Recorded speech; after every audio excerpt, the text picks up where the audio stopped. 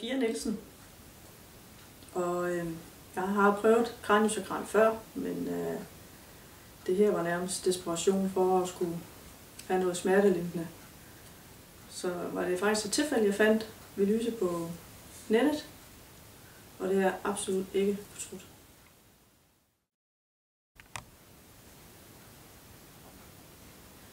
Jeg blev kørt ned i 1984, og bilen blev totalskadet. Jeg ventede min søn på det tidspunkt, jeg var 4 måneder henne. Jeg opsøgte en kiropraktor, fik en del behandlinger, og det gik da også meget godt, sådan i en periode. Og så troede jeg egentlig, det var det. Men det er vendt tilbage igen, stille og roligt.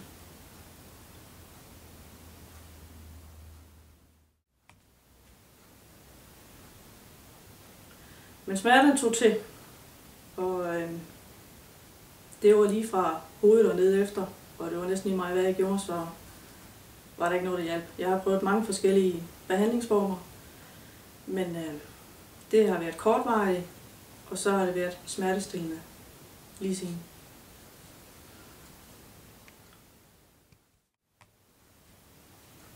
Jeg blev tit ked af det.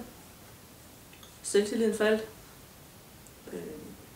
Dårlig samvittighed over, at man ikke slog til i hverdagen. Følte folk, de kiggede lidt skævt på en, fordi de kan jo ikke rigtig se de smerter, man har. Så det var nok en stor hurdle at rende rundt med. Familien har lidt under det. Det har været en drøj omgang. Jeg krøb nærmest ind i mig selv. Tog alting nært og var utrolig sårbar.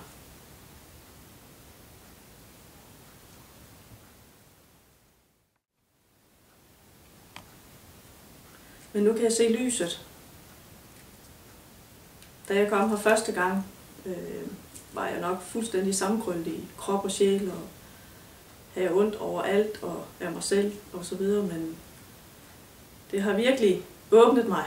Jeg føler, at jeg er foldet ud igen, ligesom en blomst, der er sprunget ud.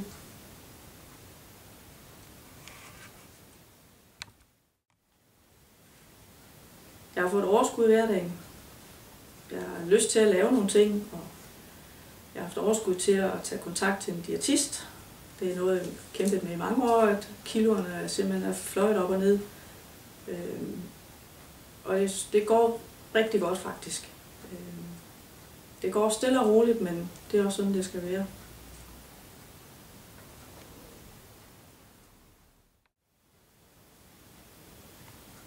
Jeg har også ligefrem lyst til at motionere nu. Det var også noget, der lå meget langt væk fra mig, men som sagt, overskud er kommet, og familien kan mærke den meget positive forandring, der er sket. Jeg er bedre til at sige fra, og lad mig ikke gå på af tingene så længe som førhen, hvor jeg ikke kunne komme af med det, men jeg har fået nogle redskaber, så jeg bedre kan bearbejde det.